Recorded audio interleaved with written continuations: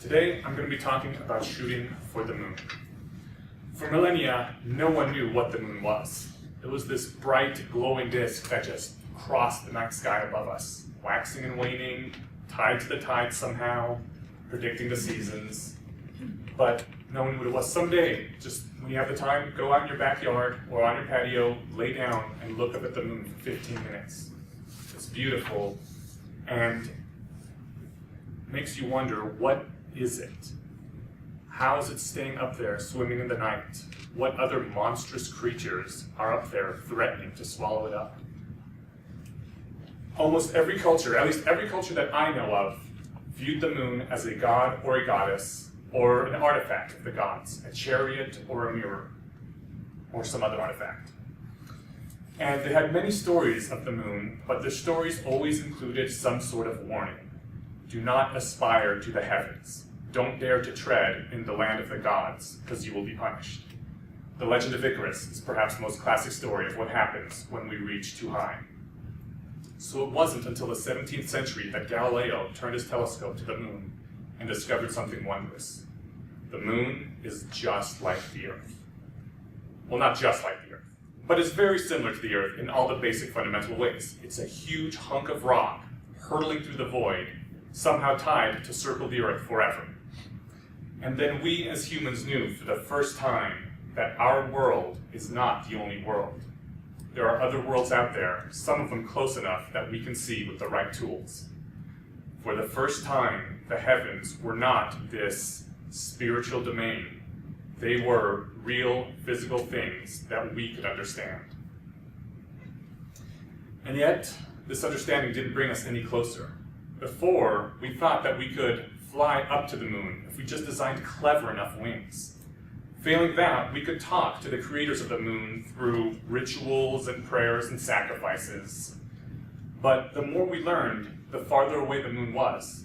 There was no ether for us to flap through or sail through. It turned out that the atmosphere only went a short distance above the Earth, so we couldn't float a hot air balloon to the moon either. And it was so unimaginably far away that it was physically impossible to build a cannon large enough to fling a projectile to the moon. The more we learned, the more it seemed like we were stuck here on this world. I'm going to skip a lot because I imagine most of you already know your history, but in 1961, President Kennedy announced the Apollo project, which touched off the most far-reaching and ambitious peacetime project in human history. At its height, it commanded nearly 1% of the gross domestic product of our entire nation. Hundreds of the most intelligent and dedicated minds that our nation had to offer bent themselves to this task, not for weeks or months, but for years on end.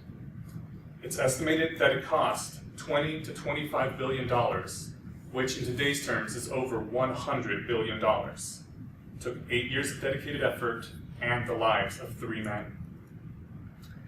But in 1969, humanity defeated gravity. We crossed that void, and we put a man on the surface of another world. That is what humanity can do when we put our minds to it. We can take someone and put them on the surface of that bright, glowing sphere that crosses the night sky above us every night. There is another project awaiting us, a far grander project. Every day, 150,000 people die.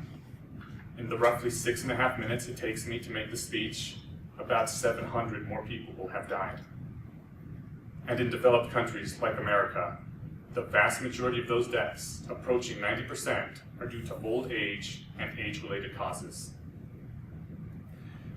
We know the biomechanical reasons for aging. We have some potential avenues of attack to figure out how to solve this problem. And some people have started. The SENS Foundation has been around for about a decade, and Google recently launched their Calico project. But these projects pale in comparison to what we as a society can do if we focus on this, the vast resources that we can muster. So why do we hesitate? people will spend exorbitant amounts of money to give their parents one more year of life, or to give their children a 10% greater chance of making it through a terrible disease. Yet all we're doing is delaying the inevitable. Unless something changes, every single person we know and love will die. Why do we wait? Are we worried about these ancient warnings that the gods will be displeased, that this is their land we're treading upon? Every single time humanity has improved itself, we have heard these warnings, and they're as old and tired as the melting of Icarus's wings. With the resources we can command, we can solve this problem. We can put hundreds or thousands of our smartest and most educated minds on this for years or decades if that's what it takes. Eventually, death will be defeated by humanity. But for every day that we wait, we lose another 150,000 people. There are some objections to ending aging. If you are like most people, you're already thinking of at least one. But please think, whatever scenario you're imagining, is there any other potential way that this tragedy can be avoided aside from continuing the process of old age and death? Take 5 minutes by the clock and think if there's any other solution. Because maybe it's just me, but I think condemning every single person who's ever lived to die once they reach a certain age is the worst possible way to solve any social problem we may have. I don't think anyone would even really propose that if we weren't all so jaded from having to live with it every day of our lives. I'm not going to ask for much today. I don't want you to give money to any cause. I don't want you to vote for anything in specific. Rather, the next time you're in a conversation with someone and they say something along the lines of, death and aging are inevitable and part of human life, please stop and look at them and say to them, maybe not for much longer. Maybe together we can overcome this. And perhaps in a few years, when this idea has spread through society, we can finally take the first step forward on the next great human project. Let's shoot for the moon.